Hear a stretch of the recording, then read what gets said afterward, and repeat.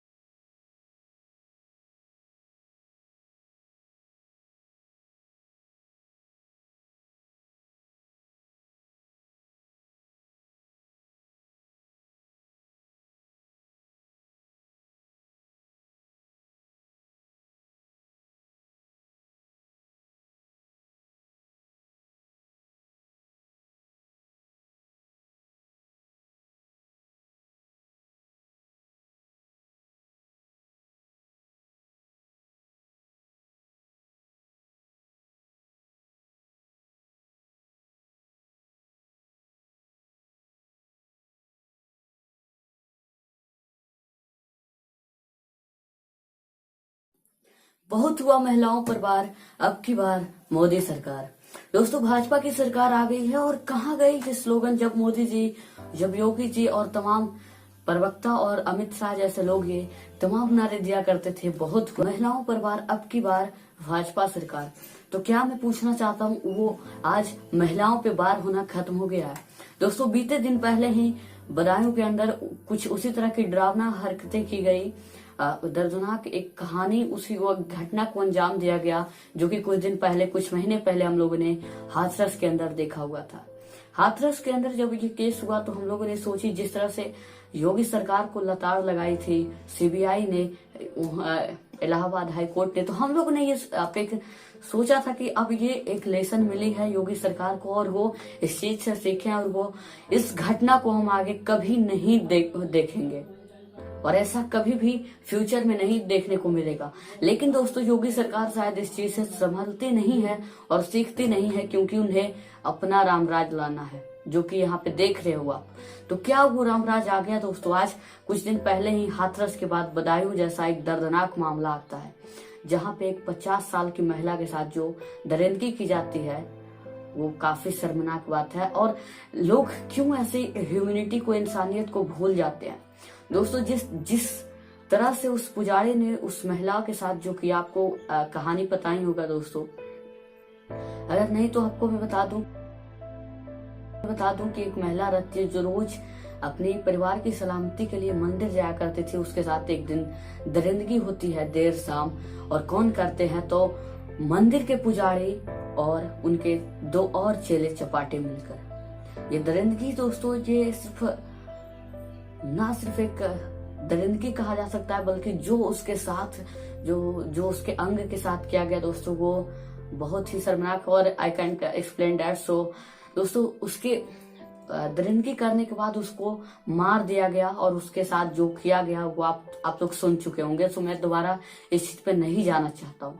लेकिन दोस्तों, उन दरिंदों का, उन राक्षसों का अगर छोड़ भी दिया जाए, तो जो यूपी पुलिस ने किया उस परिवार के साथ, उस महिला के साथ, वो भी एक अपराध है दोस्तों, और वो कभी भी माफ नहीं किया जा सकता है दोस्तों।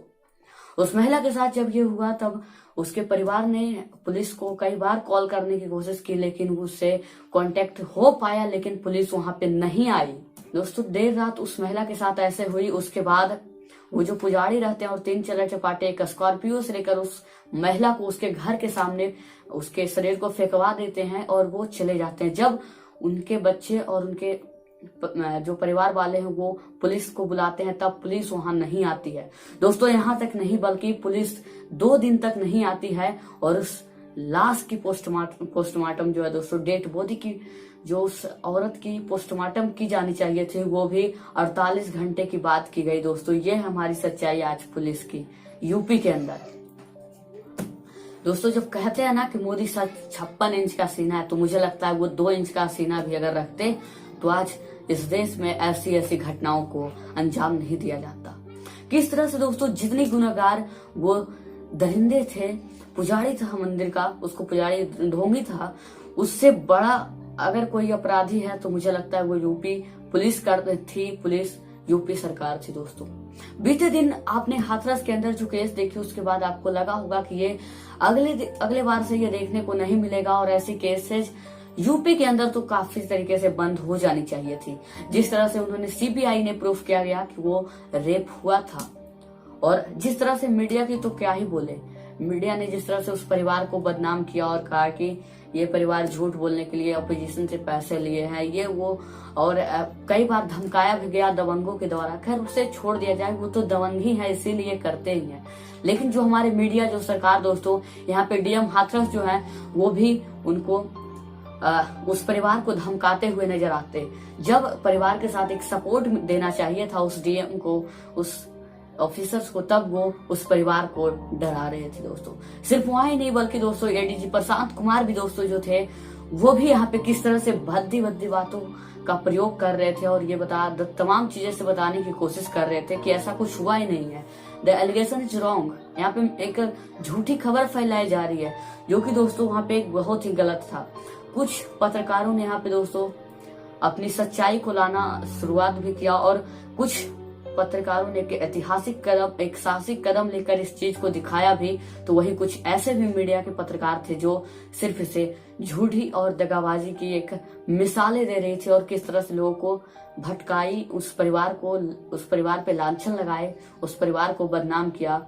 वो उस परिवार कि सदस्य उस चीज को महसूस कर पाए होंगे कि एक तो अपने घर का किसी सदस्य को खो दिए जिसके साथ इतनी दरिंदगी हुई, उसके बाद उस परिवार को ऐसे लताड़ लगाना, ये भी एक अपराधी है दोस्तों। और ये एक शर्म की बात है कि हमारे मीडिया ऐसे करे। इन लोगों को नींद कैसे आती है?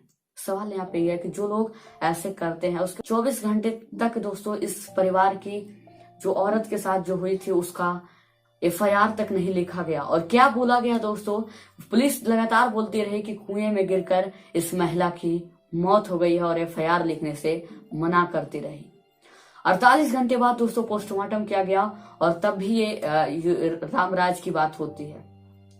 अब आप लोग सोच रहे होंगे ना कि जो वो पुलिस था या तो वो मुस्लिम होगा, नहीं तो यादव वर्ग के लोग होंगे। तो आपको मैं बता दूं साहब, वो एक सिंह से आता है, मतलब एक हिंदू और एक सिंह, समझ सकते हो। वो मुस्लिम भी नहीं था और एक हिंदू में हाई कम्युनिटी से जो लोग कह रहे हैं कि यादव होगा, तो मतलब पहले क्या होता था दोस्तों, कोई भी अपराध अगर मतलब कि यूपी में होता था तो बहुत सारे लोग, बुद्धिजीवी लोग ये कह देते थे तुरंत कि ये इस वजह से हुआ क्योंकि थानेदार जो था वो यादव था, क्योंकि वहां अखिलेश यादव की सरकार थी तो यादव वहां मनमानी करते हैं। लेकिन आपको मैं बता दूं, जिस कम्युनिटी से आदित्यनाथ बिलोंग करते हैं उसी कम्युनिटी का एक इंसान था जो थानेदार FIR नहीं लिखा और पोस्टमार्टम लेट तक करवाया गया। जब दोस्तों गांव वालों की उत्तेजना बढ़ी, वो आक्रोश में आ गए, तब थक हार कर जब उन्हें मीडिया में ये बात जाने लगी, तब पुलिस ने 48 घंटे के बाद पोस्टमार्टम किया दोस्तों। तो क्या यहाँ पे एक राम राज वाली बात आ गई है? योगी जी, मोदी जी, अमित शाह जी जब ये बात कहते हैं कि हम लोग राम राज लाएंगे इस देश के अंदर, यहाँ हिंदू पे कोई आंच नहीं आएगी या किसी भी इंसान पे कोई आंच नहीं आएगी, तो क्या मुझे आप बता दें कि यही राम राज है? क्या जो राम की जन्मभूमि थी, राम की जो शहर थी अयोध्या, क्या वो आप यही है? तो समझ सकते हैं कि किस तरह से भगवान राम को बदनाम करने की तमाम कोशिश यहाँ पे की जा रही है दोस्तों। क्या राम राज ऐसा ही होता है जहाँ एक औरत के साथ इतनी भद्दी तरीके से गलत बातें की जाती है, की दरिंदगी की जाती है, उसके बाद भी उस परिवार के साथ पुलिस जो करती है वो एक शर्मनाक घटना कह सकते हैं आप उसको, लेकिन पुलिस उस पर कोई एक्शन नहीं लेती है। मैं इस बात से बिल्कुल ताल्लुक रखता हूँ कि हर गली मोहल्ले चौराहे पे लड़कियों को सेफ या सुरक्षा पहुंचाना पुलिस की बस की बात नहीं की जा सकती, क्योंकि यहाँ बहुत सारे पॉपुलेशन है, बहुत सारे शहर है। तो मैं इस बात से वाकिफ रखता हूँ कि आप लोग सुरक्षा उतनी तरीके से नहीं दे सकते, लेकिन जब उस परिवार के साथ आंच आती है तो आप क्यों नहीं खड़ा होते हैं साहब, मैं ये पूछना चाहता हूँ। ये तमाम तरीके से दोस्तों भगवान राम की बदनाम करने की कोशिश जो है दोस्तों, भगवा रंग की बदनाम करने की कोशिश ये लोग ऐसे तरीके से करते हैं दोस्तों। आपको मैं बार बार इसीलिए कहता हूं कि हर पीला चीज सोना नहीं होता है और हर भगवा पहने इंसान योगी नहीं होता है। इसलिए मैं हर बार सचेत करता हूं आपको दोस्तों और कहता हूं, ज्यादा चंदन चोर का लक्षण होता है। इसलिए आप इन बातों से सतर्क रहे दोस्तों। और जिस तरह से बदायूं के अंदर जो हुआ वो मैं बता रहा हूँ कि मैं एक्सप्लेन नहीं कर सकता कि उसके साथ क्या क्या हुआ, सो मैं इसके लिए माफी चाहूंगा, क्योंकि मुझे हिम्मत नहीं है कि मैं उस शर्मनाक लम्हे को आपको बता सकूं, उस दर्दनाक घटना जो उसके साथ हुआ वो आपके साथ में शेयर करूं। आप लोग ऐसे भी और भी न्यूज में आप लोग देख चुके होंगे, लेकिन यहाँ पे जो लापरवाही वाला रवैया दोस्तों यूपी सरकार और यूपी प्रशासन निभा रही है वो कितनी शर्मनाक है, मैं आपको ये बताना चाहता था दोस्तों। ऐसी बात नहीं है दोस्तों कि यूपी सरकार एक अच्छा कदम नहीं उठा सकती है, लेकिन वो उठानी नहीं चाहती है, क्योंकि वो अंडर प्रेशर जो है दोस्तों वो एक पॉलिटिकल पार्टी के अंदर आते हैं, एक पॉलिटिकल लीडर के अंदर आते हैं दोस्तों। आप लोग कभी गौर करना, एक डीएम की गाड़ी को और एक विधायक की गाड़ी को आपको दो फर्क नजर आएगा दोस्तों। जो डीएम की गाड़ी होगा वो सीधा चलेगा, मतलब बिना कोई पुलिस फोर्स के, शायद अगर कहीं वो स्पेशल जगह पे जा रहे होंगे तो एक आध पुलिस रहेगी। लेकिन दोस्तों अगर आप किसी विधायक की गाड़ी को देखेंगे तो ऑलवेज वहां पे 4-5 पुलिस दोस्तों आपको उस गाड़ी के अंदर दिखेंगे और आगे भी पीछे भी गाड़ी रहेगी। यह है सच्चाई दोस्तों, जहाँ पे एक लीडर जो है दोस्तों वो एक कॉन्ट्रैक्टर का काम करता है, मदारी का काम करता है, और आईएएस उसके अंदर जो डीएम है उसके जो उस लीडर के अंदर है वो एक बंदर की तरह आते हैं, जिसे वो लीडर आसानी से नचाता रहता है दोस्तों। एक ऑफिसर गलती कर रहा है तो दोस्तों तो वहां पे उसको सस्पेंड किया जाएगा, या फिर वो सही भी कर रहा है, सरकार के अगर खिलाफ कुछ बोल रहा है तो उसे सस्पेंड कर दिया जाता है। लेकिन जब ऐसे तमाम नेता गलती करते हैं तो क्यों उनको कुछ नहीं किया जाता है, उनके ऊपर किसी भी सस्पेंशन ऑर्डर क्यों नहीं, कोई भी पनिशमेंट क्यों नहीं दी जाती है, मैं ये पूछना चाहता हूँ दोस्तों। लोग जिसे पसंद करके लाते हैं दोस्तों, और जो आईएएस एक पढ़ लिख कर आता है उसको किस तरह से वो लीडर में चाहते हैं, ये आपको देखना पड़ेगा। ऐसी बात नहीं है कि डीएम के अंदर दिल नहीं होता है, प्रशासन गलत करना चाहती है, लेकिन वो अंडर प्रेशर हो जाते हैं कुछ पॉलिटिकल लीडर के, कुछ पॉलिटिकल पार्टी के ऊपर। इसलिए मैं बार बार कहता हूँ दोस्तों कि जर्नलिज्म को इंडिपेंडेंट होना और एक पुलिस को इंडिपेंडेंट होना बहुत जरूरी है। प्रशासन को दोस्तों सरकार से हटा दिया जाए, मतलब कि जो पॉलिटिकल लीडर हैं उनके अंडर प्रशासन को ना दिया जाए, प्रशासन को एक ऑफिसर की तरह इंडिपेंडेंटली काम करने की पूरी इजाजत दी जाए दोस्तों। और किसी भी पॉलिटिकल पार्टी के अंदर इनकी जो प्रशासन है वो नहीं आनी चाहिए, क्योंकि जब तक वो पॉलिटिकल पार्टी के अंदर आएंगे, पॉलिटिकल लीडर के अंदर आएंगे, तब तक ये पॉसिबल नहीं है कि सभी लोग को एक समान वाली नजरों से देखा जाए। तो क्या यही वो देश है जिसकी कल्पना बाबा साहेब अम्बेडकर ने की थी, वीर भगत सिंह ने की थी, स्वामी सहजानंद और विवेकानंद ने की थी? मुझे ये बता दे, क्या यही रामराज है जो योगी जी लाना चाहते थे? दोस्तों मुझे लगा था कि अब यह सभी को, कोई भी ऐसा इंसान नहीं होगा जो चाहेगा कि हाथरस जैसी, बदायूं जैसी घटना फिर से दोबारा हो, लेकिन ये हुई दोस्तों। कब तक दोस्तों योगी सरकार के अंदर यूपी में इस तरह की घटनाओं को अंजाम दिया जाएगा? आज यूपी की सरकार और यूपी की प्रशासन जो है लॉ एंड ऑर्डर के मामले में सबसे खराब माना जा रहा है पूरे देश के अंदर दोस्तों। तो क्या रामराज यही है दोस्तों? मैं तो कभी कभार, और ये बहुत सारे लोग ये सोचते होंगे कि शायद कि काश वो जो निर्भया वाले मामले थे वो उस समय कांग्रेस के हाल में हुई थी, आज नहीं हुई। समझिए कि अगर आज वो मामले होती तो किस तरह से उस परिवार को बदनाम किया जाता, इंसाफ की तो कोई किरणें ही नहीं मिलती उसको, उस लड़की को बदनाम किया जाता और उसके परिवार के साथ जो किया जाता वो तो कहा ही नहीं जा सकता। जो इस मीडिया है दोस्तों, उस समय तमाम मीडिया उनके साथ खड़ा था, सरकारें खड़ी थी और विपक्ष उनका तमाम तरीके से मुंहतोड़ जो है उनका विरोध कर रहे थे, उनकी लांछन लगा रहे थे। लेकिन आज जो हो रहा है दोस्तों, ना तो उनके साथ मीडिया आ रहा है, ना तो सरकारें आ रही है। कब तक ऐसे चलेगी दोस्तों? वो तो धन्य थी कि वो उस समय हुई थी, अगर आज वो होती तो उस परिवार के साथ क्या किया जाता आप बेहतर ही समझ सकते हैं दोस्तों। हर इंसान यही दुआ करता है कि ये दर्दनाक घटनाएं एक बार हो जाए, लेकिन फिर दोबारा कभी भी लौट कर ना हो, अगेन एंड अगेन वो नहीं रिपीट हो। लेकिन यूपी के अंदर ऐसा होता है दोस्तों। जरूरत है कि यहाँ पे प्रशासन को सुधारा जाए, यहाँ पे पॉलिटिकल लीडर के साथ एक सख्ती से उनसे पूछताछ की जाए कि ऐसा क्यों होता है दोस्तों। पुलिस जो लगातार ये कहती रहे कि कुएं में गिरकर मौत हुई है दोस्तों, हाथरस के अंदर भी यही कहा गया कि वो लड़की झूठ बोल रही है, ऐसा कुछ हुआ ही नहीं, एडीजी प्रशांत कुमार कह रहे थे। लेकिन सीबीआई जब जांच करने आई तो सारा पाला उल्टा पड़ा और उन्होंने दूध का दूध और पानी का पानी करके दोस्तों सीबीआई ने